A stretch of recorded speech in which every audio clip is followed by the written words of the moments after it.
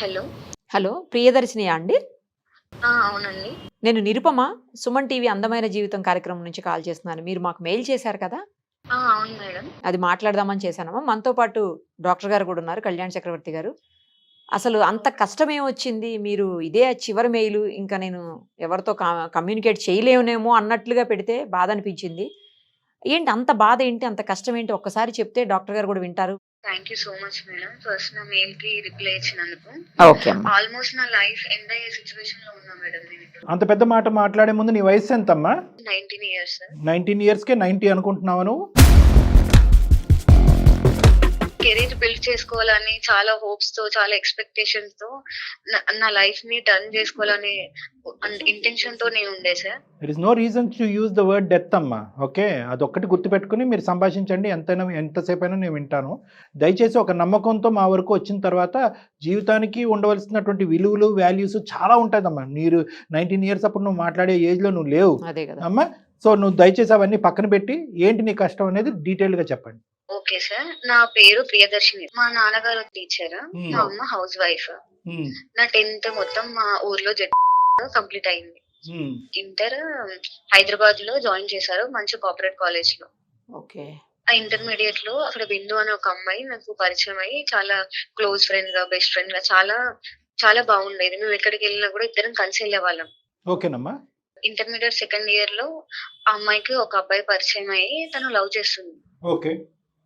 ఎవరు? నువ్వు కాదు, మీ ఫ్రెండ్. ఫ్రెండ్. నా ఫ్రెండ్. ఇంటర్మీడియట్ కంప్లీట్ గా అయిపోయింది, ఇద్దరికి గుడ్ రిజల్ట్స్ వచ్చినాయి. మంచి డిగ్రీకి ఒక మంచి కాలేజ్ వెతికి ఇద్దరం జాయిన్ అయిపోయాం. రైట్. ఇద్దరం బానే ఉంది. ఏమైందంటే సడన్ గా ఒక రోజు తన లవ్ మ్యాటర్ వాళ్ళ ఇంట్లో తెలిసింది.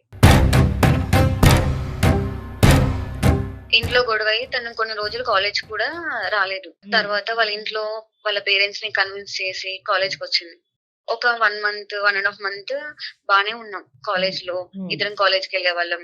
ఆ అబ్బాయి కూడా అప్పుడప్పుడు వచ్చేవాడు, రెస్టారెంట్ కానీ, పార్క్ కానీ, సినిమాస్ కి వచ్చేవాడు. ఓకే. మీ ముగ్గురు కలిసి ఫ్రెండ్లీగా ఉండేవారు? ఆ ముగ్గురం కలిసి ఫ్రెండ్లీగా ఉండేవాళ్ళం. వాళ్ళిద్దరు ప్రేమికులు, వాళ్ళిద్దరితో నీకంటూ ఎటువంటి ఇది లేదు? ఆ అమ్మాయి ఫ్రెండ్ అంతే. అంటే ఫ్రెండ్ అని తనకు తోడుగా వెళ్లేదాన్ని. తను తీసుకెళ్లే వరకు నాకు తెలియదు అంటే ఆ అబ్బాయి వస్తున్నాడు అని. అంతా అవుతుంది. ఒక రోజు సడన్ గా కాల్ చేసింది. కాల్ చేసి నేను ఆ అబ్బాయితో వెళ్ళిపోతున్నాను, పెళ్లి చేసుకుంటాను, నువ్వు వచ్చి మాకు సాక్షి సంతకం పెట్టు, నువ్వు తప్ప నాకు ఎవరు లేరు అని చెప్పింది.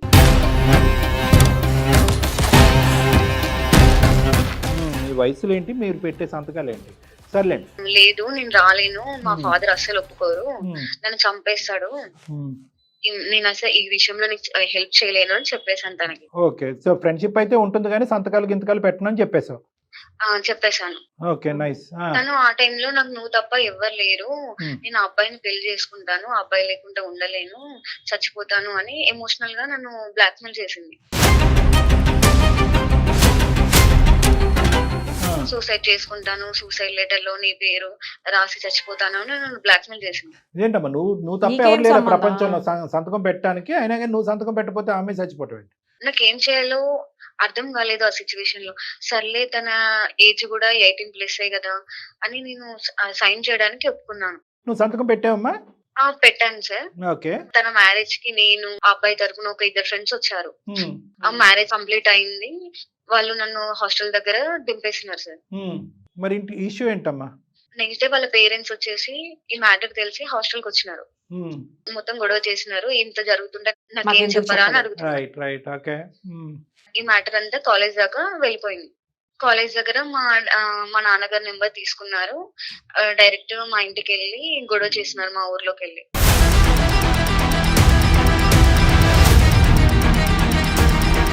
లవర్ తో పెళ్లి చేసుకున్నట్టు అయింది లాస్ట్.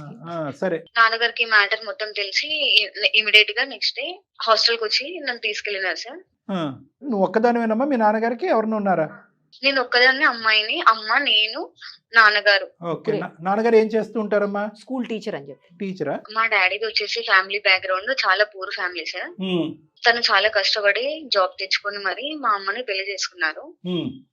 నా కూతురికి ఏ కష్టం రాకూడదని చిన్నప్పటి నుంచి నన్ను చాలా బాగా చూసుకున్నారు. ఏంటి అంబిషన్ ఏంటి లైఫ్ లో? ఏం చేయాలనుకుంటున్నారు? సాక్షి సంతకాలు పెట్టడం?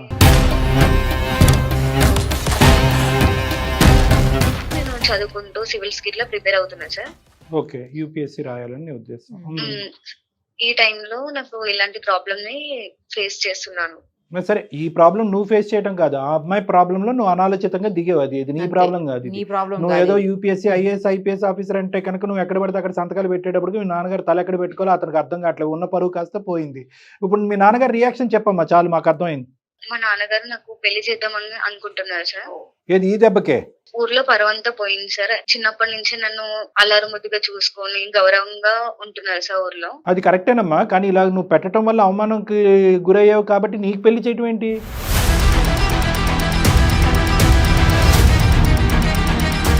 అంటే ఊర్లో ఏమైందంటే సార్, ఇప్పుడు ఆ అమ్మాయి పెళ్లి చేసుకున్న అమ్మాయి కూడా ఎవరో ఒకరు ఉంటారు సిటీకి వెళ్ళింది Okay. అని ఒక మైండ్ సెట్ లో ఉన్నారు సార్.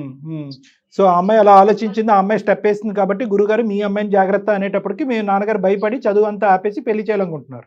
అవును సార్. ఎవరు నాతోటి ఇంట్లో మాట్లాడని కూడా మాట్లాడట్లేదు సార్. నాకు పెళ్ళొద్ది ఎంత చెప్పినా కూడా వినట్లేదు సార్. పెళ్లి ఇష్టం లేదు, బాగా ప్లస్ చదువుకోవాలి. ఏజ్ కూడా కదా మేడం, చిన్నదే కదా. 19 years చదువుకోవాలని అనుకుంటున్నావు. జస్ట్ ఒక అవును సార్. తప్పు అని కూడా మనం అనలేంలేండి. నీ ఫ్రెండ్ ని కాపాడుకోవాలి, ఆ అమ్మాయి సూసైడ్ అమ్మాయి చేసుకుంటుంది చచ్చిపోతానంటే కాబట్టి ఆ ఏం ఫ్రెండ్షిప్ ని ఆ చేస్తున్నారు? ప్రేమను కాపాడుకోవడం గురించి మీరు వెనక ముందు ఆలోచించకుండా నాన్నగారు ఎలా రియాక్ట్ అవుతారని చూడకుండా, ఎందుకంటే నువ్వు సంతకం పెట్టావంటే వాళ్ళు రిజిస్టర్ ఆఫీస్కి వెళ్ళి ఎవరెవరు సంతకాలు పెట్టారని అంటారు. తీస్తారు. వాళ్ళిద్దరు పెళ్లి అయిపోయింది, వీళ్ళు చేయడానికి ఏమీ లేదు. ఆ తల్లిదండ్రులు వాళ్ళు వచ్చి నీ మీద దుంకారు. ఇప్పుడు ఏంటంటే వాళ్ళ కసి కోపం అంతా కూడా అక్కడ తీర్చుకోలేక నీ మీద తీర్చుకుంటున్నారు. ఇప్పుడు అది కాస్త మీ నాన్నగారి వరకు చేరి పెళ్లి వరకు వచ్చింది. అమ్మ ఉద్దేశం కూడా అదేనా? అవును సార్. ఇప్పుడు అంత వాళ్ళంతా బానే ఉన్నారు సార్. నా లైఫ్ మాత్రమే కొలాప్స్ అయింది. మా అమ్మ ఏమో నేను డాక్టర్ అవ్వాలి అనుకుంది, నాన్నగారేమో ఐఏఎస్ ఐపీఎస్ అవ్వాలని చాలా డ్రీమ్స్ పెట్టుకున్నారు సార్ నా మీద. ఇప్పుడు నాకు ఏం చేయాలో తెలియని సిచ్యువేషన్ లో చాలా డిప్రెషన్ లోకి వెళ్ళిపోయాను సార్. ఇలా మీ త్రూ అయినా కాంటాక్ట్ అయ్యి మా నాన్నగారిని కన్విన్స్ చేస్తారని హోప్స్ తో ఉన్నాను సార్. సో 2 things అమ్మ. ఒకటైతే ఇదే ఫస్ట్ అండ్ లాస్ట్ మిస్టేక్, ఇంకేం చేయలేదు. రెండోది ఏంటంటే కనుక అమ్మ నాన్న కూడా ఇద్దరు కూడా పెళ్లి చేయాలని డిసైడ్ అయిపోయారు. పోనీ ఏ విధంగా నీ తప్పుని సరిదిద్దుకుంటే కనుక పెళ్లి అనేటటువంటి విషయాన్ని పక్కన పెట్టి మళ్ళీ చదువుకొని ఇస్తారు. అడిగావా ఒక అవకాశాన్ని కానీ ఏమైనా అడిగావా, నువ్వు రిక్వెస్ట్ చేసావా? చాలా రిక్వెస్ట్ అన్ని చేశాను రిక్వెస్ట్లు సార్, అయిపోయినాయి. కానీ వినట్లేదు సార్. నాన్నగారు ఉన్నారమ్మా, పక్కన ఉన్నారా? ఫోన్ కలుపుతావా? స్కూల్ కి వెళ్ళినారు, మాట్లాడేంత ధైర్యం లేదు సార్. మీరే కాల్ చేయండి సార్. మేమే కాల్ చేయాలా? సరే, మేము కాల్ చేసి నీకు కలుపుతామమ్మా. ఒక 2 నిమిషాలు లైన్లో ఉండండి. నంబర్ చెప్పండి అమ్మా ఒకసారి. ప్రియదర్శిని నంబర్ చెప్పండి. 90.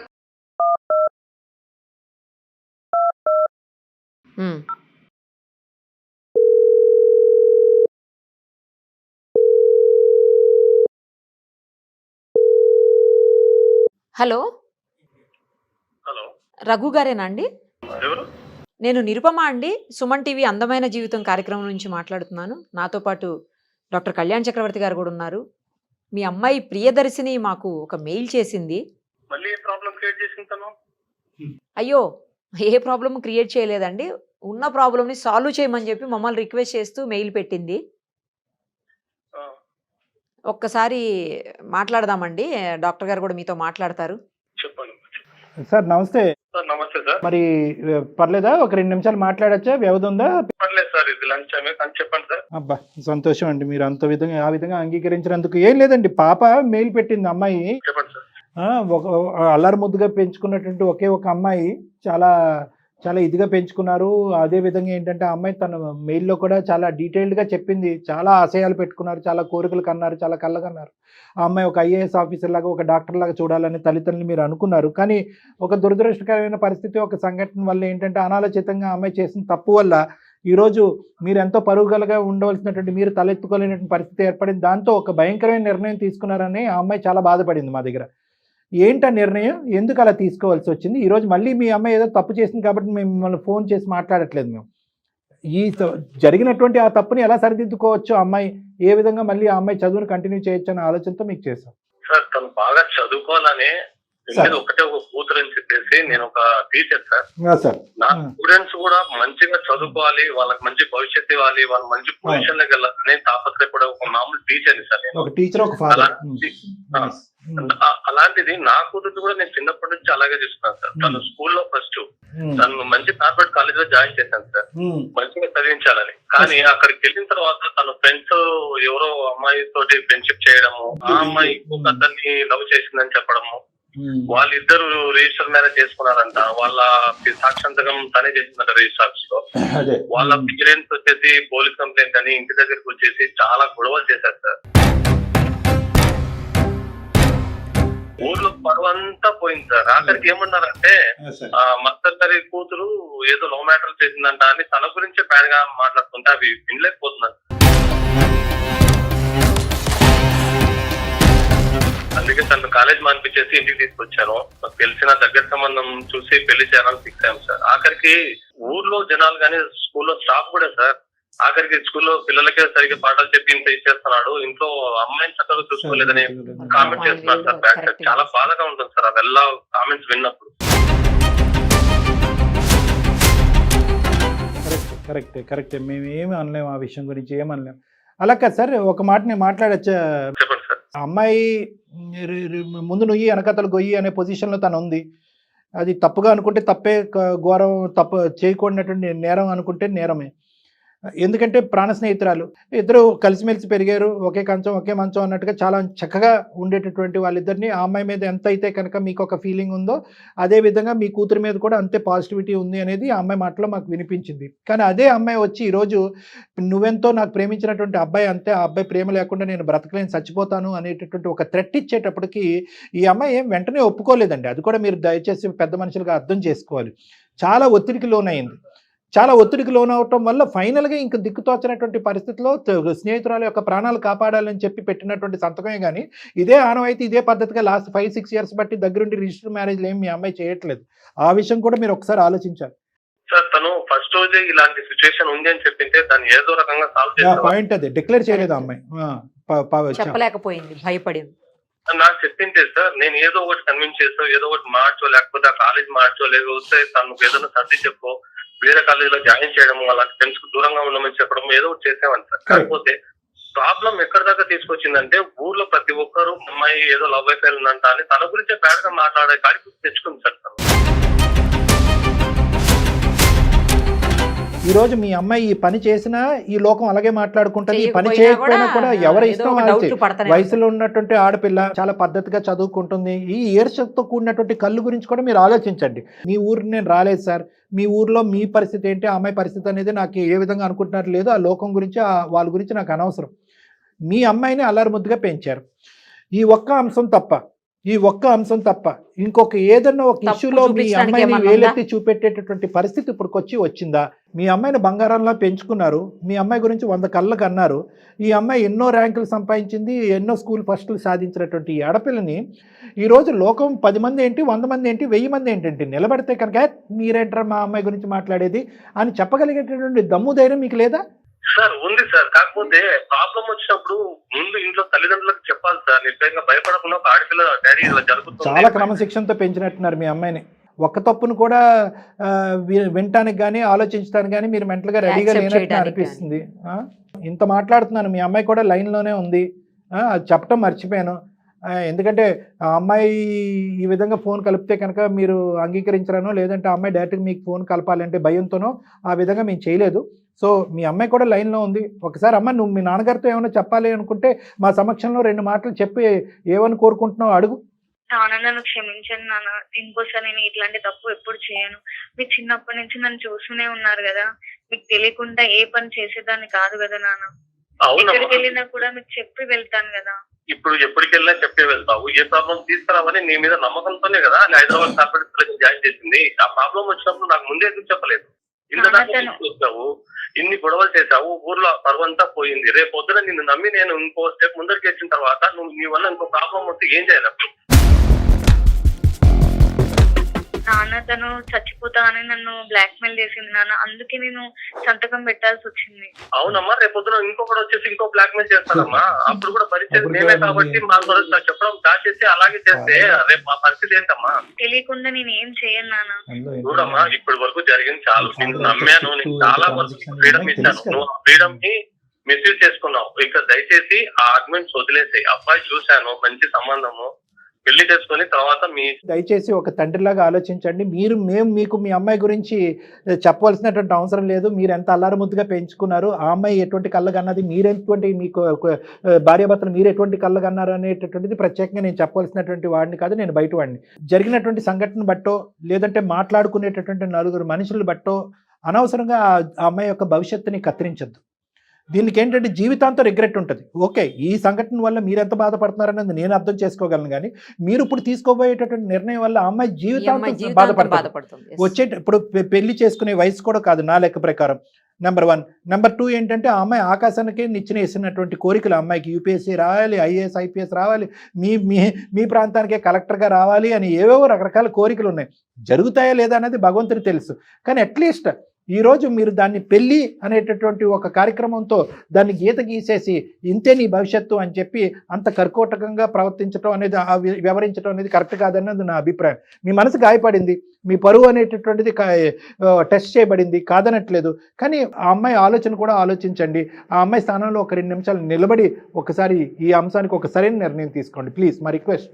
ఇప్పటికే తను చేసిన ఈ పని వల్ల ఊర్లో బంధువులు కావచ్చు, చుట్టుపక్కల కావచ్చు, ఎంప్లాయీస్ కూడా కావచ్చు సార్, కరెక్టే చాలా రకాలు మాట్లాడినారు సార్. ఇప్పుడు ఫర్దర్ గా ఇంకొక ఇష్యూ ఏదైనా జరిగినప్పుడు తనకు పెళ్లి కూడా కాదు సార్. నేను 10 years లో రిటైర్మెంట్ అనుకుంటాను.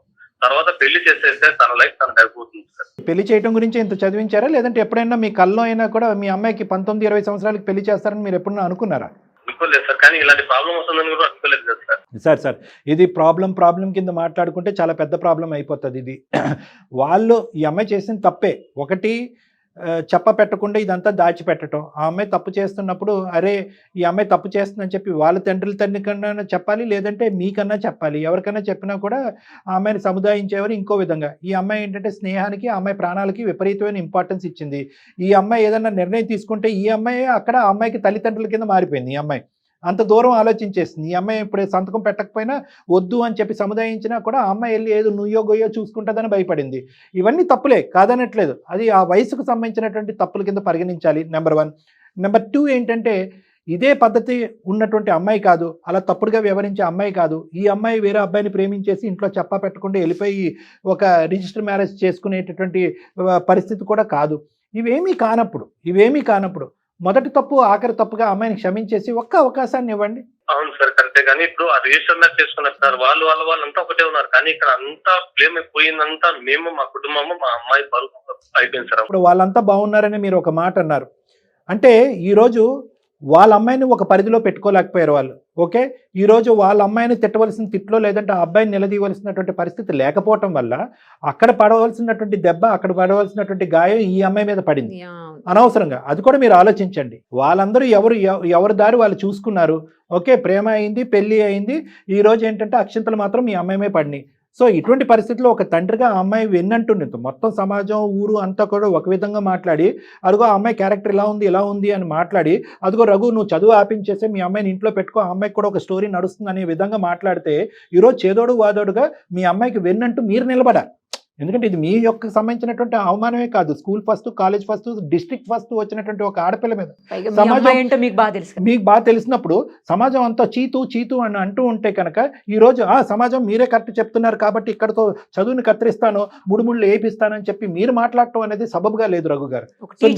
ఒక టీచర్గా నేను మిమ్మల్ని ఏమంటున్నానంటే ఈరోజు మీ సపోర్ట్ మీ అమ్మాయికి కావాలి. భార్యాభర్తలుగా, తల్లిదండ్రులుగా మీ ఇద్దరి యొక్క సపోర్ట్ మీ అమ్మాయికి కావాలి.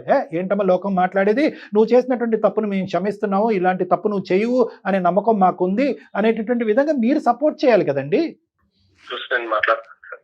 కాదు మీరు ఏంటంటే నేను ఒకటి నా రిక్వెస్ట్, చదువులు తల్లి అమ్మాయి బాగా చదువుకుంటుంది, తెలుసో తెలియక ఒక తప్పు చేసింది. దయచేసి ఒక్క అవకాశాన్ని ఇవ్వండి, ఒక్కసారి క్షమించి చూడండి. ప్లీజ్ నాన్న, ఒక్కసారి నాకు ఛాన్స్ ఇచ్చి చూడండి నాన్న ప్లీజ్. అమ్మా చదువుకోండి అమ్మా. ఫస్ట్ ప్రేమించినటువంటి ఫ్రెండ్స్ ఉంటే కనుక అది గోప్యంగా ఉంచుతారు. ఎందుకంటే స్నేహాన్ని కాపాడుకోవటం గురించి మీకు ఆ పరిణామాలు ఏంటి, ఆ తల్లిదండ్రుల పరువులు ఏంటి, ఆ ప్రతిష్టలు ఏంటి, ఎటువైపు దారి తీస్తుందనే ఆలోచన ఉండదు. ప్రేమను కాపాడాలి, స్నేహాన్ని కాపాడాలి, ప్రేమను కాపాడాలి, స్నేహాన్ని కాపాడాలని చెప్పి వాళ్ళు ములుగుతారు. అదృష్టం బాగుంటే వాళ్ళు బాగానే ఉంటారు.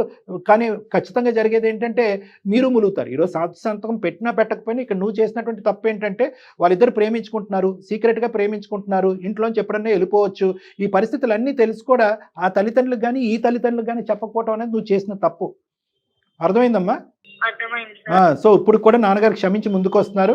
ఖచ్చితంగా నీ చదువు కంటిన్యూ చేస్తారు. పెళ్లి అనేటటువంటి అంశం లేకుండా నాన్నగారు చూసుకుంటారు. జాగ్రత్త చదువుకుని హ్యాపీగా ఉండటానికి ప్రయత్నం చేయండి అమ్మా. ఏదేమన్నా కూడా ఒకసారి మీరు రండి, సార్ ఎందుకంటే మీరు మనస్తాపం ప్రియదర్శిని చేద్దాం. తీసుకుని ఒకసారి ఒకసారి పాపం తీసుకుని రండి, ఖచ్చితంగా సార్. సార్ దగ్గరికి రండి ఒకసారి. మాట్లాడదాం. Right, okay sir. ఓకేనా? Okay okay thank you very much sir, మా నాన్నగారిని కన్విన్స్ చేసుకున్నందుకు. ఓకేనా? రైట్ అమ్మా, టేక్ టేక్ కేర్. కేర్.